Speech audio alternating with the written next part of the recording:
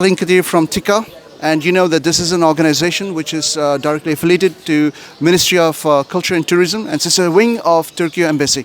So as we know that we have a elderly person, and she's a motherly figure, and she has come forward to donate something for Turkey. Let's see what she has donated. So assalamu alaikum, auntie, how are you? Walaikum assalam. Alhamdulillah, by the grace of Allah, I'm fine. So we would like to know what you have donated for Turkey. Today I have given blankets, sleeping bag, then jackets, and some baby clothes. Again, I made some few bed sheets with my own hand. I Handmade bed sheets. handmade bed sheet. Oh, mashallah. That's And great. then I sew it myself, and I have donated it here today. And 2 days back, I have the same things I have donated, except the sleeping bag because I didn't find it in the market.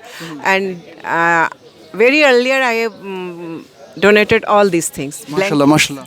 That's great. And a short message for Turkey brothers, sisters, and the children. Yes, yes, dear people of Turkey, we are very much sorry. What should I say? That you face a lot of destructions. Many people died in Lillahi wa inna ilaihi rajiun.